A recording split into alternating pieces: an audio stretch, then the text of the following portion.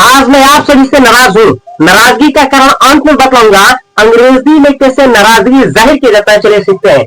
नाराजगी को इंग्लिश में कहते हैं एनोयंस। एनोयंस का मतलब होता है नाराजगी। जैसे अगर मुझे आपको कहना हो मेरा कसूर नहीं है, मेरा कसूर नहीं है, मैं नाराज हूं आपसे और मैं ये बोलूं मेरा कसूर नहीं है, तो मैं इंग्लिश में क्या बोलूंगा? मैं बोलूंगा मेरे भाई it's not my fault, it's not my fault, यह मेरा कसूर नहीं है। तो आप ऐसे पूछ सकते हैं मेरे से, आप बोलेंगे ये बोलेंगे किसका कसूर है, किसका कसूर है? अरे जब आपका कसूर नहीं है तो किसका कसूर है? आप भी नाराजगी जाहिर करते हुए पूछ सकते हैं किसका कसूर है, तो इंग्लिश में बोलिएगा मेरे भाई who is to blame, who is to blame, किसका कसूर है?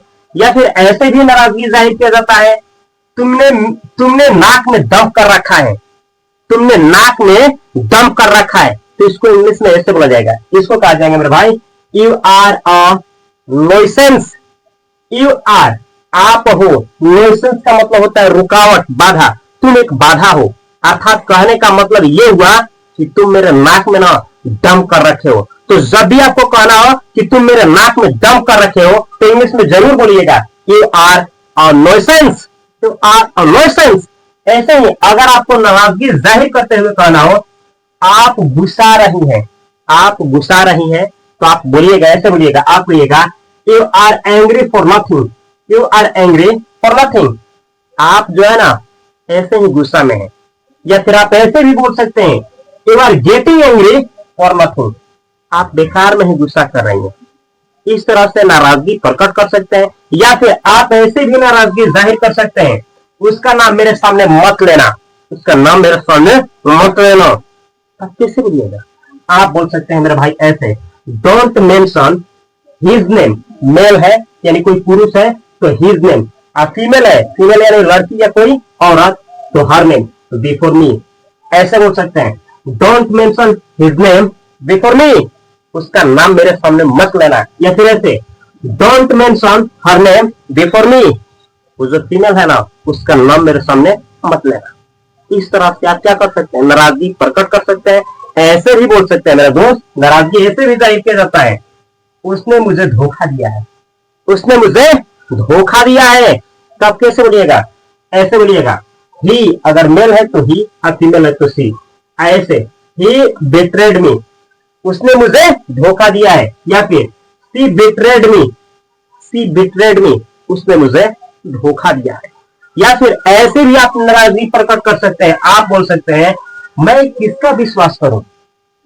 दो लोग हैं और बोल रहा है कि नहीं नहीं इसका गलती है, वो बोल रहा है कि नहीं नहीं इसका गलती है इसीलिए ऐसा हो गया, और आपको बीच में बिचवाड़ा बना दिया गया। आप बोल रहे हैं मैं किसका विश्वास करूं? यार ये बोल रहा है कि ये सही है, ये बोल रहा है कि ये सही है, मैं किसका विश्वास करूं? तो आप ऐसे नाराजगी प्रकट करते हुए आप बोलेंगे मेरे भाई whom can I trust, whom can I trust, whom can I trust, मैं किसका विश्वास करूं? या फिर बड़ा सा नाराजगी जाहिर करते हुए ऐसे हिंदी में तो ऐसे बोल सकते हैं आप कितनी शर्म की बात है, कितनी शर्म की बात है। इंग्लिश में आप इसी को ऐसे बोल सकते हैं, आप कह सकते हैं what a shame, what a shame, कितनी शर्म की बात है, कितनी बेइज्जत की बात है। या फिर आप ऐसे भी कह सकते हैं नाराजगी जाहिर करते हुए कहना हो तुमने मेरे आशाओं पर पानी फेर दिया है, तुमने मेरे आशाओं पर पानी फेर दिया है। तो आप ऐसे अंग्रेजी बोलिएगा, आप बोलिएगा you have ended my hopes in A smoke, you have ended my hopes, आपने मेरे होप्स को, आपने मेरे उम्मीद को खत्म कर दिया है। इन ए स्मोक, स्मोक में नहीं, ऐसे बोला जाता है मेरे भाई कि आपने ना मेरे जो उम्मीद किया था उसको आपने क्या किया? चकनाचूर कर दिया, तोड़ दिया है। मेरे विश्वास को आपने क्या किया है? बर्बाद कर दिया है।